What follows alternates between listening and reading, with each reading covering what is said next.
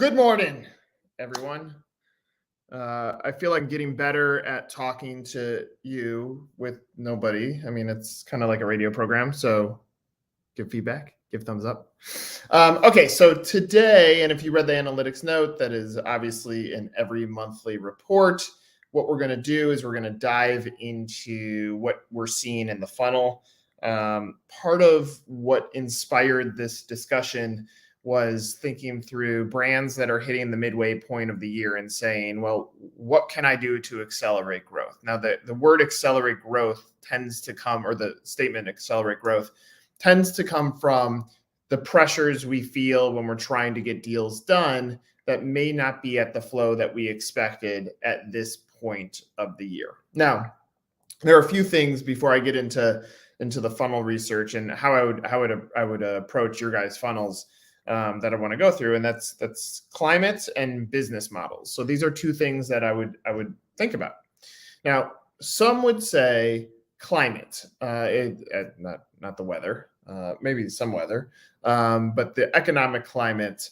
If we're having inflation and labor challenges and gas prices, then is now the right time to get into franchising? And the short answer is yes. If you think back to COVID, this was a big theme of what we were talking about in all the video content that we're doing during the shutdown. People were like, well, wait a second, should I buy, a massage brand or should I buy a food brand? Like, it's chaotic. And the reality is you're not playing for today. You don't purchase typically, unless you're buying an existing unit, you don't purchase today and open today. Like, the timeline, especially in brick and mortar, could be 8 months, could be a year. And because that timeline is so long, the reality is what you're doing is you're playing for the future. So that, I think that's a big thing with franchising, is sales is almost in the moment, impact is in the future. And so when you're talking to your candidates, or if you're delivering content to your candidates, you need to make sure that you're delivering things that eliminate the fear of what's happening now. Because the reality is most recessions somewhere in the 8 months to 14 months in some cases.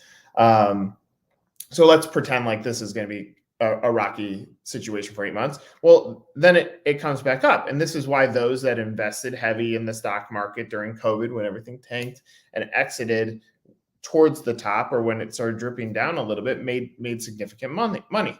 And so wealth builders do this exact same thing. They buy low and sell high. And that's kind of the pathway that a franchisee should be thinking about going on. So your job is to make sure that your candidates are comfortable with the concept that, yeah, you're buying now, but you're not investing every penny now. You're investing for the future, which in turn is going to drive a better return for you. So if you don't have that piece of content in your arsenal, have it made on what is your point of view on why now, like literally now, gas prices, labor, inflation, all that creates tremendous opportunity for where your business is going.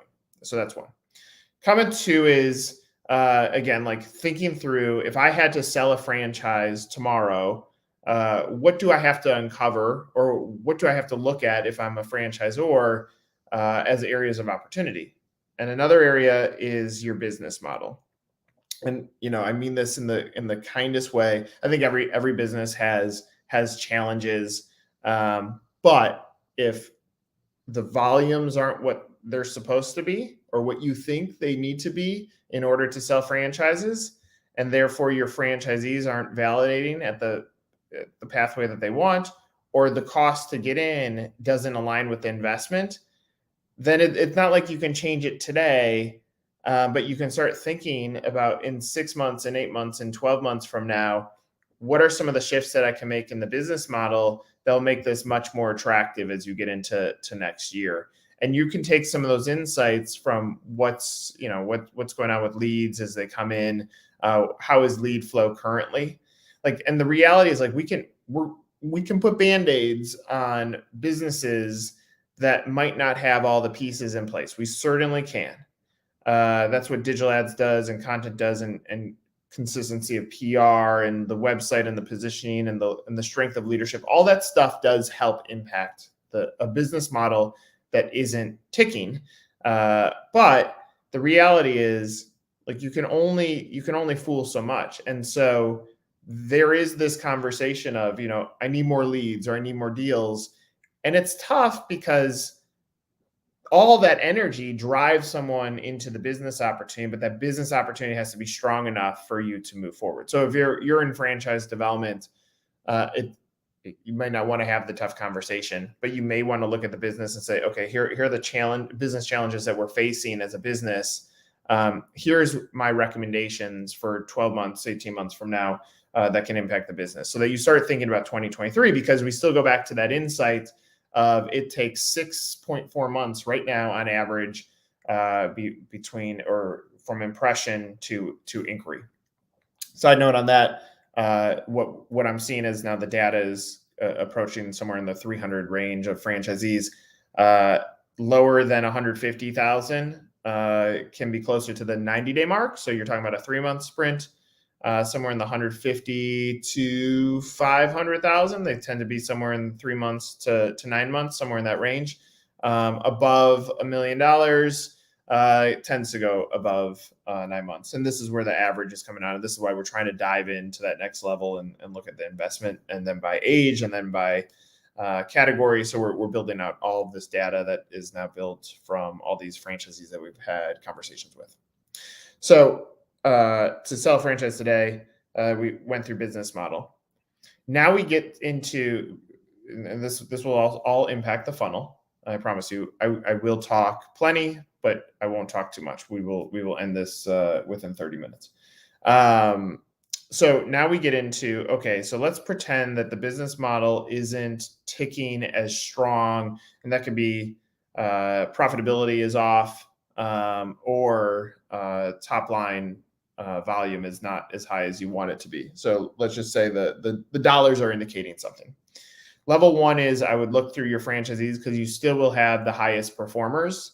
No matter what, even if the business isn't ticking, you still have the top third. Those are the ones that you need to put energy around and put a leverage around, so that when the candidate is going through the process of evaluating your business, they're talking to those that are actually doing the best in your business. So you need to have that pile. So step one, did you build your content for why to buy the franchise right this second, given all of the chaos in the economy? Step two is look at your franchisees, look at the top third, say, is this a market state that we can have further expansion into? Yes. Then all of a sudden now you start having your really hyper-focused model. And we've talked about, you want to put 75% of your spend and effort towards those markets, because you have strong volume, good opportunity, and a validator like that builds it nicely. So now you've built out your content and you've built out your list. For a brand that isn't having the volumes or the profit that is expected, my recommendation is, especially on the consumer brand side, is to pump the gas on consumer brands, because the reality is a customer, the passion still is currency.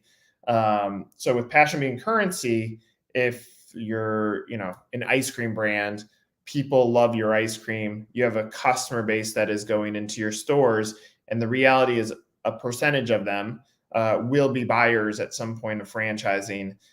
You have to say why now. And so therefore, if they already checkmark, appreciate your brand and understand it and believe in it, now you're introducing the franchise opportunity to them. It will give you the opportunity to accelerate franchise sales. Because again, like if I'm thinking about how can I sell today or sell tomorrow, where are the areas of opportunity? And I think on the consumer side, it's really strong. On FranX, I spoke about this yesterday. We repped a pizza brand. Their head of marketing removed Ona business off of the consumer site, and you could literally see the consumer traffic go like this. It was a hard fall. That also impacted leads, and it also impacted deals. And so their point was, well, we don't want to put franchising messaging in front of the customer, that's fine, totally fine, and I understand why. But if you then go to why are my leads falling off, consumers are the pathway of least resistance. Do I think someone says, wow, that pool service was amazing, I want to own a pool service brand? I don't. But what you can still do is you can still elevate the story of that owner operator who passionately services homes. And this is why you want to be a business owner, and this is why they wanted to be a business owner. So you put the content into the flow. Okay, so we have our piece of content that talks about why now in this economy. We've gone through our franchisees and looked at the top third in states that we still have development room, and now we've built our pool of we're going to put energy towards these markets and these people to elevate it up. Now let's look at the funnel opportunities. So you think about who are the buyers that are going to come into your brand. You're going to have first-time franchisees. You're going to have growing franchisees within your system, and you're going to have franchisees within other brands. Like that's a general flow of who could potentially be a franchisee of yours. So you want to make sure, one, you have some sort of flow or content for each of those categories, whether it's on your website or on your drip campaigns based on the person that's coming in or on your 1851 page. But you want to make sure that you're building out content in each of those buckets so that you can give them the tools to be able to validate your business. So first-time franchisees, they have the capital. They just don't know how to be a franchisee. What you need to make them feel comfortable with is here's the support you have. So this could be a future addition to websites. It could be a tab across that says, are you a first-time franchisee? Are you a growing franchisee within our system? Are you a franchisee of another brand? And the reality is now you can start building out models, content to make them feel comfortable. So the first-time franchisee needs to feel supported. They need to see the vision.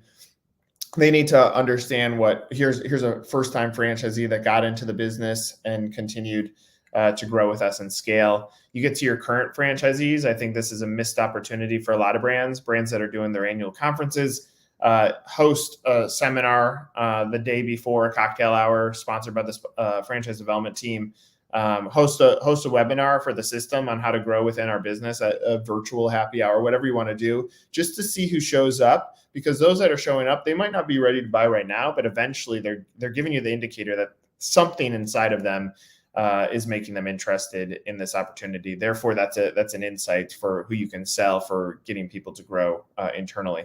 I do think growing franchisees within a system actually impact both of the other sides when you leverage it, because that means they know the best kept secret in business, because a lot of franchisees don't want expansion within their marketplace. So if it's making money, they're going to continue to accelerate. They want the territory versus letting another franchisee in.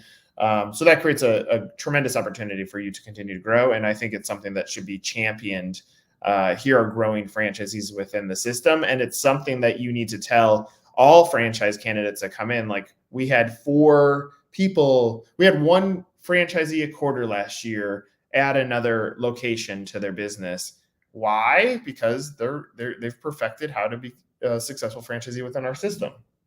So anyway, first-time franchisee, make sure that they feel comfortable in the process. Growing franchisees within your system, give them a tool or an opportunity to raise their hand and say, I'm interested in doing this. And then you get franchisees with other brands. These are the ones, this is where we're going to go after multi-unit, multi-brand franchisees, is a line that a lot of franchisors say. The reality is there are a lot of franchise fishermen in this pond. They're all in there, and they got all of their lines into the water, and they're trying to find these franchisees that have hit a stall point with a brand because there's no more territory, or they're looking to diversify their portfolio for climate issues. And so you have everybody going after these candidates. The problem with everybody going after these candidates is now you're not just competing against your category, you're competing against everybody. So keep that in mind. Maybe plan for one of these a year in your modeling. Plan for first-time franchisees to be 75% of your growth, and then 25% to be from your existing system. And then the big fish, big whale comes in ever so often, maybe not part of that percentage. But you still want to have content for them, and you still want to have industry content or segment content. If you think about like Comcast versus DirecTV, both of them, Coke versus Pepsi, they have these lists, and it says check mark. Here's what we do. Here's what this brand does not, so that they can create a nice comparison, so that someone that's looking at the category can win. So that category, that category of buyer is also a tremendous opportunity right now. If you're trying to find the deals fast, you need to find people that are further down the funnel with another brand that may say, all right, before you pull the trigger with this brand, make sure that you evaluate ours, because ours is also, we feel ours is a better possibility or option for you as a franchise buyer. So this is interceptive tactics, which can be done in pay-per-click, should be done with content. Reactively on a LinkedIn or a Facebook, it's a little bit tougher. It should be on websites of the future. Absolutely. So now we build that piece as well. So I'm trying to give you guys options so that if you're thinking about how do I accelerate my franchise growth here in the back half of the year, what are some areas that I should be looking at? Okay, so now we get into the funnel. So you have those, like you go through franchise research, category research, brand research, active lead, qualified lead, and closed lead. And I don't think you need, like, don't think you have to go all the way to the finish line in each of these categories to be prepped for managing these candidates, because there is a lot of crossover that goes in each of these. But if you plan on building one piece of content, and when I say one piece of content, that could be as simple as an email. It could be a video like this on answering a theme. It could be a piece of content. It could be a PR placement. It doesn't have to be anything crazy or robust. It just has to give something that the user can read easily and understand. What is your point of view on this? Okay, so franchise research. This is definitely vital to those who haven't been in the franchise industry before, but they're going to start doing research on franchising. Most brands don't have a piece on why franchising. They go right down to why their brand. But you can mix in both of those and the benefits of franchising with insert brand. Get into category research. This is what we just talked about, so that they can look at why your brand over others in the category. Be prepared to show what is the difference, what are the areas of opportunity. Brand research, they've now landed into your brand. You want to make sure that they have the vision, they understand the vision of your leadership team, the point of differentiation in your product or service. What does validation in the system look like? How does the investment compare to others, and what are you doing to continue to re-engineer it, and what's your growth plan? You get into active lead. They've now applied 6.4 months into the process. They've gone through a bunch of that stage because they had to get familiar with franchising. They had to understand what the category looked like, and they had to do the brand research. But now they've now applied 6.4 months after this. In this stage, you want to make sure that you're making them feel comfort and confident in the process. This will come from other franchisees in the system who have had success before. Elevate those up. Qualified lead. Now you've qualified them. You've looked at the territory. Check, it makes sense. They're now a lead. They're in. They have the right money. Just make sure that you're giving some sort of information on what is the process going to look like beyond here. I would say, and I've seen this as a lead into a brand. Make sure you're diligent and organized on scheduling, doing what you say you're going to do, and keeping that candidate moving through the funnel. I like the 90 days to close piece, which is literally a checklist of what should you be doing over the next 90 days. Again, a lot of these candidates haven't gone through this. That list could be aggregated from existing franchisees who have already gone through, where you can gain their insights and say, Nick said to do this. Bob said to do this. So having that piece will be valuable. And now closed lead, now they are in, but don't stop the content. I think this is a mistake that a lot of brands make. It's like, okay, and service providers. Okay, now we've closed the deal. Great. But now let's move on to the next one. Keep them going. Talk about expectations, and your sales team, like, almost put them into a drip too on, how you scale with the business. Here's an example of a franchisee who scaled. Like, don't stop the drip once they've closed. now uses the opportunity to figure out how can they scale, how can you continue to build them up as you go. So to get to the back half, like the immediate task would be, like the immediate wins are one, get in front of competitor brands to say this is why they should pick you. This can be done through pay-per-click as they're doing their final research on the category or on a brand.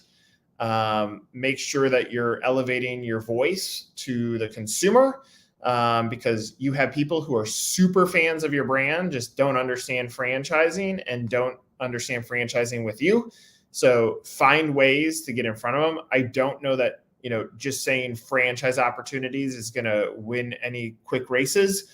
I think you have an opportunity to elevate owner operator. I think McDonald's did a fantastic job at that. Now, McDonald's had the business model down, easy operations, high volume sales, good profitability that you can now carry over into the next unit.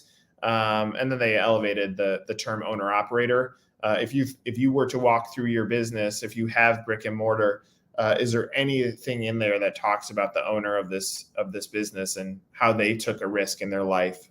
Is that an area of opportunity? So build that up and look for access points to customers. You likely have a loyalty program or a database of contacts. Make sure that you're addressing whoever you're going after there. Business model, that's going to take some time to fix. If you see some chinks in the armor, that could be on the cost to get in and how much you can make. I have challenge brands, and it's an interesting challenge. I've said, well, could you do this for $300,000 when you're 5? They're like, absolutely not. I said, okay, go back when you started the first unit. How did you do it? Oh man, I spent $50,000. I painted the walls myself. I go, so you just don't want to. I'm saying that as an example. When you have the mindset that anything is possible, are you stripping out things that you think are vital? Yeah, maybe that TV over there has to be there. Maybe you need that color of paint because it is anti-chip or stain and it does X. Maybe you need all this technology in the back of the house. Maybe you don't. And even if you're just in sales is still leadership, and ultimately it's up to you to be able to look at and communicate the tools that you're going to need to be successful. So don't overlook that as an opportunity to have the tough business conversation with your leadership team to say, here's the area of opportunity for us. So, and then, and we've talked about this many times, but go back to your cold lead database. Oftentimes a lead is considered cold or non-responsive. Some of the time it's just because they weren't ready to buy. And if you think about the buying process, convincing someone that franchising makes sense is probably the toughest part about it, because you're convincing someone to invest their life savings into something that they have minimal control over, or a portion of their wealth into things that they have limited control over. So it's a tough sell. But once someone is interested and convinced, then it ultimately it becomes a lot easier. You just got to convince why now. So go back through cold leads, look through that database, maybe ping them, just say, hey, how's it going? Maybe connect with them on LinkedIn and see what happens from there as well. Can you sell franchises fast? Absolutely. Again, I've used this insight. There are buyers that are going to buy a brand today and Monday and Tuesday and Wednesday, but they haven't bought yet. So think through your opportunity. How can you intercept them and say, this is why you, especially if you're behind on the sales that you're looking for. And then you go build out that funnel, like focus on building up this funnel content as we turn to the back half of the year. Okay, in the final few minutes, there is a conversation going on in the chat. Let me see if I can add this in here. Thoughts on social by industry, any better for Facebook and Instagram versus LinkedIn? Darren from Shuck and Shack said, we have success with Facebook, Instagram, and LinkedIn, but our copy and content is different on each platform that reflects the users on those platforms for leads. Great point. I think content ultimately turns into one size fits all. Darren's building different content based on the behavior. Instagram probably leads first with the consumer. Instagram and Facebook do that, and LinkedIn would be more of a business message. I will say this, and I have tremendous insights. One of our clients is a bank, and with the bank client, we're going after high net worth individuals to convert assets under management. We have scaled the Facebook budget back to the slowest drip. It used to be hundreds of thousands of dollars. It's way down. Why? The targeting seems off a little bit. We have rotated a lot of money into LinkedIn. What are we doing primarily on LinkedIn? We're matching audiences. So we're taking email lists, identifying them on LinkedIn, and targeting those folks with content. So we're actually working our funnel through additional channel. We've even gone as far as taking people that have unsubscribed from a newsletter, building out that audience on LinkedIn, giving them content on there, and they actually interact with it. And I will say, like, I unsubscribe to a ton of newsletters and emails, but if I saw a good piece of content on LinkedIn, I would still click on it. So it's an interesting insight. And for what it's worth, and it's too early to give everybody an insight on this. We launched into Yahoo and Bing last month, and it performed well in that the clicks didn't bounce. Cost was very similar to Google. Time on site was actually greater. And so if I think through the insight, and I can even say this on people that have applied to work at our company, like if I took all of the email addresses into an aggregated database, Yahoo would swing, say, 45 to 60 plus. Gmail would swing 45 and below. And so it's an interesting insight, because that means, why are we not using Yahoo if we know that the candidates that we want tend to be between the ages of 35 and 54 is the sweet spot that a lot of brands are covering. So we'll see what happens with Yahoo and Bing as another tool to get messages out there. Follow-up question about pre-convention happy hour with local area leads. Anyone doing this for inactive leads? So that's a conversation for those that are listening. I again, like, give various ways. It's the same insight that Darren gave on social content. Give various pathways for how the lead can interact with you. If a salesperson, I'll give a real scenario. I'm looking at a golf simulator. Let me be clear, I am not a good golfer. This is to make me better. And if I fill out a form, I just want a little bit more information. I want to know, like, the sizing, like, can this even fit? What are the costs? Do you build this out? And the first action is the salesperson calls me, and they call again, and then they send me a text message. I ignore all those. I wait for the email to come through, which I'm like, all right, can you just give me some information first? And so I'm treated just like everybody else. And I think Darren's insight is important, even if that's just a channel insight, that people want to be, interacted on a different way. If you just pause, even go through your own personal preference on how a salesperson interacts with you, you'll probably pull out your own insights on how maybe you want to evolve it. Maybe rather than a call, like we're taught to go sell hard and make that phone call to the candidate, maybe the first thing you do is, hey, thanks for inquiring. Would love to schedule a time to talk. Here's a little bit more information about how much it costs to get in, where we're growing, and a message or letter from our CEO. That might be an interesting process. Someone on our team is also talking through the possibility of a pop-up right when you fill out the form that says, would you like to schedule a call? So put it right in front of them for them to pick a time slot that's aligned into Calendly. I like that. We're gonna test that out on a few websites to see if that makes any difference, to give the candidate the ability to schedule the time versus the salesperson just calling and leaving a message, or the candidate going into a category of unresponsive. So we're going to try a few different things and try to get some of those insights as well. But Darren, great point. Again, talked way too much about this, but think about having different content or different messages for different types of outlets or channels or verticals. So as again, in closing, as we hit the back half of the back half of the year, and you're behind on your sales goals, go uncover them through cold leads, your consumer database, competitor, PPC, like get in front of those things that might give you a few shots to win. If your business model has some issues in it, know that you're not going to fix them tomorrow. Put it into a long-term play, which is going to impact your development. A year from now, go look back at that funnel of going from franchise research, category research, brand research, active lead, qualified lead, and closed lead. Do you have content to go under each of those? Make sure that's ripe, and go get after it. And the reality is, everybody can win at franchising. We have tons of human beings that are thinking about owning a franchise. You just got to make sure that you get your message of why now in front of the right person in the right market.